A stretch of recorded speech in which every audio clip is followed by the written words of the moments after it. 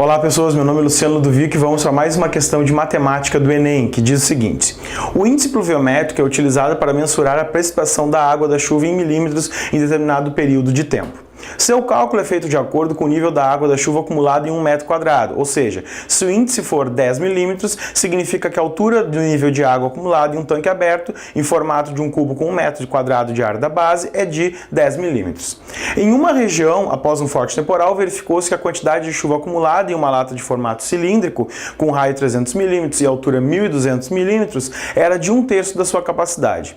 Utilize 3 como aproximação para π.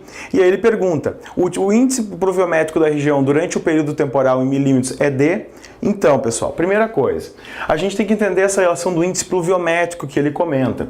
Porque ele diz assim, ó, se a gente pegar um cubo com uma área da base de 1 metro quadrado, se a gente sabe que o cubo tem como área da base 1 quadrado, então seria lado ao quadrado. Então, se eu pegar um cubo com área da base de 1 metro quadrado, a altura referente a esse volume de água que estaria dentro do cubo seria, então, o nosso índice pluviométrico. Bom, mas como o nosso índice pluviométrico é dado em milímetros, a gente já pode fazer aqui, para poder acertar as unidades, já converter esse 1 metro quadrado para milímetros. Então, o que a gente tem? Um lado, um quadrado de 1 metro quadrado, ele tem um lado de 1 metro. Bom, isso corresponde, então, a 1000 milímetros. Então, quer dizer que esse lado corresponde a 10 na 3 milímetros. O que eu já posso fazer? Eu posso substituir nessa relação, e aí eu vou ter o quê? 10 ao cubo elevado ao quadrado, né? Então, eu vou ter que o volume, que vai ser um volume em milímetros, é igual a 10 na 6. Isso aqui já, milímetros quadrados vezes a altura. Por que eu fiz isso? Exatamente porque agora eu tenho que usar aqueles dados que ele nos deu ali do acúmulo de água dentro de uma lata lá de formato cilíndrico. Que ele diz o seguinte, ele diz que o raio dessa lata vale 300 milímetros. O que eu vou fazer? Eu já vou passar para uma potência de base 10 exatamente para facilitar os nossos cálculos. Então isso aqui vai dar 3 vezes 10 na 2 milímetros. E a altura desse cilindro é 1.200 milímetros. Ou seja, eu posso, para facilitar, já botar como um 12 vezes 10 na 2 milímetros.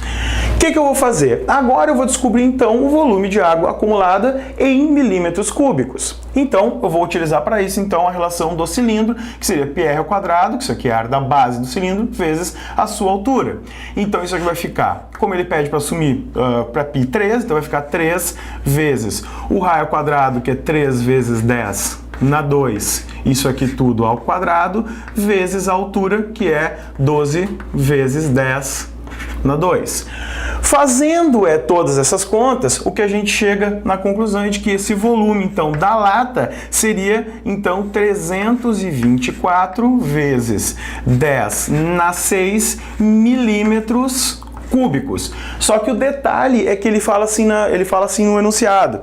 Em uma região após o forte temporal, verificou-se que a quantidade de chuva acumulada em uma lata de formato cilíndrico, com raio 300 milímetros e altura 1.200 milímetros, era de 1/3 de sua capacidade. Ou seja, o que a gente vai, o que foi enchido com água foi somente 1/3 dessa quantidade aqui do volume do cilindro. Então, o que vai acontecer é que eu vou ter que pegar, então, 1/3 desse cara seria a mesma coisa que dividir esse carinha aqui por 3. Ou seja, então, o volume de água no interior do cilindro foi 108 vezes 10 na 6 milímetros cúbicos. E agora, então, eu tenho o volume que está dentro desse cilindro, eu posso, a partir desse volume, voltar lá para o início e descobrir o índice pluviométrico. Ou seja, eu vou ter que esse volume de 108 vezes 10 na 6 milímetros cúbicos é igual a 10 na 6 vezes a altura. Essa altura, como isso aqui estão todos eles em milímetros cúbicos, milímetros quadrados,